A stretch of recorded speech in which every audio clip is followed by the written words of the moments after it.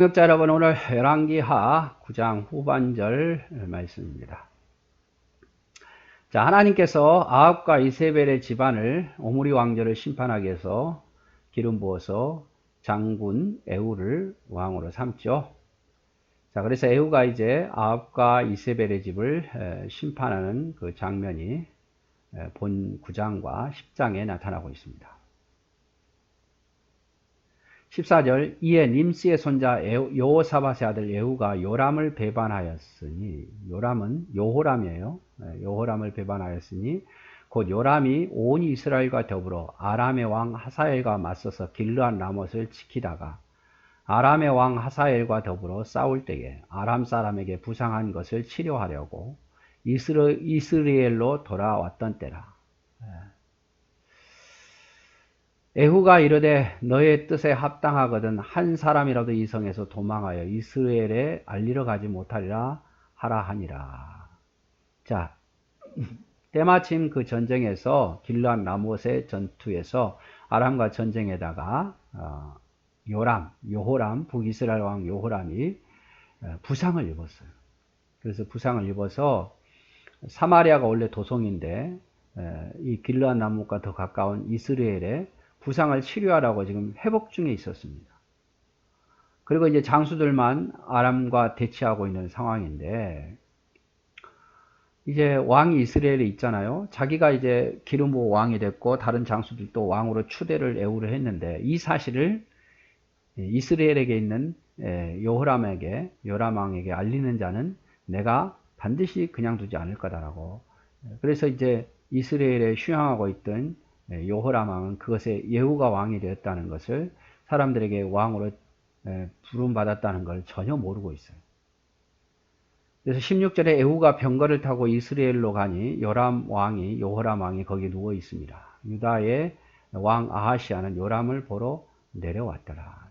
유다의 왕이었던 아하시아는 병문 하나로 어디 왔습니까? 이스라엘로 왔어요. 그래서 지금 이스라엘은 병문 하나 온 유다의 왕 아하시아와 그 다음에 북이스라엘 왕 요람이 함께 있었던 거죠. 그때 이제 에후가 이스라엘로 요람 왕을 죽이러 갑니다. 17절 이스라엘에 망대여 파수꾼 하나가 서 있더니 에후의 무리가 오는 것을 보고 이르되 내가 한 무리를 보나이다 하니, 요람이 이르되 한 사람을 말에 태워 보내어 맞이하여 평안하냐 묻게 하라 하는지라. 절대 여호람 왕은, 북이스라엘 여호람 왕은 의심도 못해요. 에후가 오는 것을 보고 반겨하죠. 한 사람이 말을 타고 가서 만나 이르되 왕의 말씀이 평안하냐 하시더이다. 하매 에후가 이르되 평안이 내게 무슨 상관이냐, 내 뒤로 물러가라 하니라. 파수꾼이 전하여 이르되 사자가 그들에게 갔으나 돌아오지 아니하나이다 하는지라.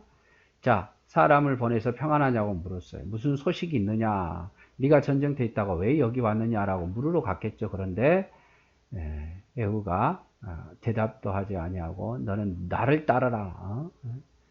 그러면서 계속 이렇게 오는 거죠. 이스라엘 향해서 달려옵니다. 다시 또 한 사람을 말에 태워 보내었더니 그들에게 가서 이르되 왕의 말씀이 평안하냐 하시더이다 하며 에후가 이르되 평안이 내게 무슨 상관이, 내 뒤를 따르라 하더라. 그래서 왕의 말에 대답하지 않고 계속 전진합니다. 파수꾼이 또 전하여 이르되 그도 그들에게 갔으나 돌아오지 아니하고 그 병거 모든 것이 님스의 손자 에후가 모이는 것 같이 미치게 모나이다. 그래서 막 계속해서 달려오는 거죠. 계속해서 달려오는. 21절 여호람 왕이 이르되 메우라 하매 그의 병거를 메운지라. 둘러싸라. 에후의 병거를 둘러싸라 이렇게 명령하니까 이스라엘 왕 요람과 유다 왕 아하시아가 각기 그의 병거를 타고 가서 에후를 맞을세 이스라엘 사람 나봇의 토지에서 만나매, 드디어 이제 심상치 않다 생각해서 여호람과 남유다 함께 병문안 왔던 남유다 아하시아가 이제 에후를 맞이하러 간다, 이 말은 싸우러 갔다 이 말이죠. 여호람이 에후를 보고 이르되 에후야 평안하냐 하니 대답하되 내 어머니 이세벨의 음행과 술수가 이렇게 많으니 어찌 평안이 있으리야. 그래서 이제 에후가 대답을 하죠. 평안하냐? 무슨 일 때문에 왔냐라고 물어보니까 야, 너의 어머니 이세벨의 음행과 술수가 이렇게 많아서 우리 고통당하는데 우리가 어찌 평안할 수 있겠느냐라고 하는 거죠. 요람이 곧 손을 돌이켜 도망하며 아하시아에게 이르되 아하시아여 반역이로다 하니 에후가 힘을 다하여 활을 당겨 요람의 두 팔 사이를 쏘니 화살이 그 염통을 꿰뚫고 나오매 그가 병거 가운데 엎드려진지라. 그때서 깨달은 거죠. 반역이라는 것. 그래서 찾아온 남유다왕 아하시아에게 반역이라 했지만 에후가 화살을 쏴서 요람왕을 죽입니다. 장군이 왕을 죽인 거죠. 에후가 그의 장관 빗갈에게 이르되 그 시체를 가져다가 이스라엘 사람 나봇의 밭에 던지라. 내가 기억하려니와 이전에 너와 내가 함께 타고 그의 아버지 아합을 쫓을 때에 여호와께서 이같이 그의 일을 예언하셨느니라. 자, 이 요람의 시체를 어디 던집니까? 나봇의 포도밭에 던집니다. 앞에서 봤죠. 아합이 나봇의 포도밭을 뺏기 위해서 나봇을 죄를 만들어서 죽였잖아요. 이세벨의 계략에 의해서. 그 피가 거기 있는데 역시 아합의 손자 에후도 에후가 아니라 요람도 거기다 뿌린 거죠. 시체를. 하나님께서 그렇게 예언하신 거예요. 네가 나봇을 그렇게 억울하게 죽였는데 너도 그렇게 죽을 것이다. 그래서 요람이 그렇게 죽죠. 26절 여호와께서 말씀하시기를 내가 이제 나봇의 피와 그 아들의 피를 분명히 보았노라. 여호와께서 또 말씀하시기를 이 토지에서 내가 갚으리라 하셨으니 그런즉 여호와의 말씀대로 그의 시체를 가져다가 그 밭에 던질지니라 하는지라. 그래서 하나님 말씀대로 이루어진 거죠. 그래서 에후는 그때 정말 하나님 말씀대로 요람 왕을 죽여서 거기다 하나님 말씀대로 되게 하기 위해서 그렇게 한 거죠. 이때까지는 그래도 철저하게 말씀에 순종을 하고 있는 에후의 모습을 볼 수 있습니다. 자, 그 다음에 이제 27절에 보면 유다 왕 아하시아가 이를 보고 정원의 정자길로 도망하니 에후가 그 뒤를 쫓아가며 이르되 그도 병거 가운데서 죽이라 하며 이블리임 가까운 구르비탈에서 치니 그가 무기토까지 도망하여 거기서 죽은지라. 예. 병문안 갔던 남유다왕이 아하시아가 정말 거기서 에후에게 이런 변을 당하게 된 거예요. 그래서 일단 뭐 악한 자와 가까이 하다 보니까 자기도 그렇게 불똥이 튄 거죠. 그래서 거기서 아하시아가 1년밖에 통치하지 못하고 남의 나라 땅에서 북이스라엘 땅에서 죽게 됩니다.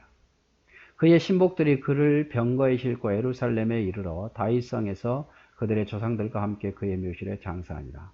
아합의 아들 요람의 제11년에 아하시아가 유다 왕이 되었더라. 자, 그래서 어떻게 됩니까? 결국에는 죽임을 당하죠. 죽임을 당하고 아하시아가 북이스라엘 땅에서 죽임을 당하고 그 신하들에 의해서 시체는 남유다로 가져와서 장사했더라. 이렇게 표현합니다.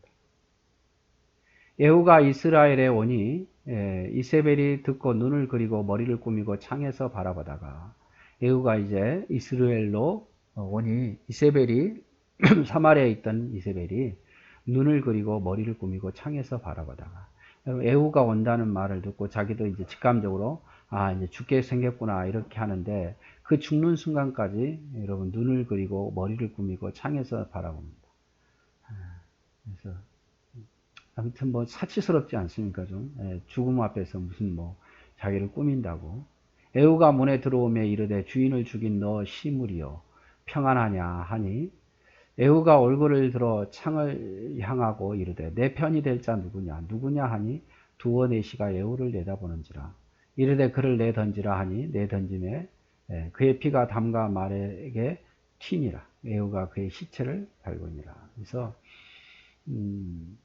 야, 너 이세벨의 편에 쓸 거야 안 쓸 거야? 누가 이세벨을 밖으로 던질 거냐라고 말하니까 안에 있던 사람들이 두려워서 이세벨을 밖으로 던지고 높은 데서 떨어지면서 피가 온 곳에 튀긴 거죠. 그래서 담에 또 말에게도 튀기고 에후가 그 시체를 받는, 하나님의 심판을 의미하는 거죠. 에후가 들어가서 먹고 마시고 이르되 가서 이 저주받은 여자를 찾아 장사하라. 그는 왕의 딸이라 하네. 이제 좀 그냥 위에서 던져서 시체를 널브러지게 뒀는데 생각해 보니까 그러면 안 되겠다 싶어서 그래도 시체를 걷어서 장사 지내려고 갔더니 가서 장사하려고 한즉 그 두 골과 발과 그의 손 외에는 찾지 못한지라. 뼈만 남았다. 돌아와서 전하니 에후가 이르되 이는 여호와께서 그 종 디셋 사람 엘리야를 통하여 말씀하신 바라. 이르시기를 이스라엘 토지에서 개들이 이세벨의 살을 먹을지니라. 그 시체가 이스라엘 토지에 걸음과 같이 걸음밭에 있으니 이것이 이세벨이라고 가리켜 말하지 못하게 되리라 하셨느니라 하였더라. 그래서 결국에는 하나님의 예언대로 아합의 집안도 이세벨도 마지막은 정말 장사 지내지도 못하고 개들의 밥이 되는 그런 저주받은 모습으로 죽게 되는 거죠. 그래서 하나님 말씀하신 대로 되어지는 거죠. 하나님이 어디 있느냐 아무리 사람들이 말을 해도 하나님 말씀하신 대로 되어집니다. 그래서 엘리야를 통해서 아합의 집을 심판하겠다는 그 말씀하신 대로 진짜 되어지잖아요. 그때는 안 될 것 같았는데 아합과 이세벨의 세력이 커서 이기지 못할 것 같았는데 결국 말씀하신 대로, 그래서 하나님 말씀대로 살지 않는 삶이 바로 이런 삶이에요. 하나님 무시하는 삶, 이세벨과 아합의 집안과 같은 이런 비참한 삶을 살게 된 거예요. 그래서 불순종이 영원할 것 같고 위대할 것 같고 잘 될 것 같지만 결국 하나님의 말씀대로 살지 않으면 이렇게 되어진다는 거. 그래서 우리는 첫째도 말씀대로, 둘째도 말씀대로 믿음에 순종하면서 말씀에 순종하면서 우리가 살면 하나님의 복이 우리에게 임하게 될 줄 믿습니다. 감사합니다.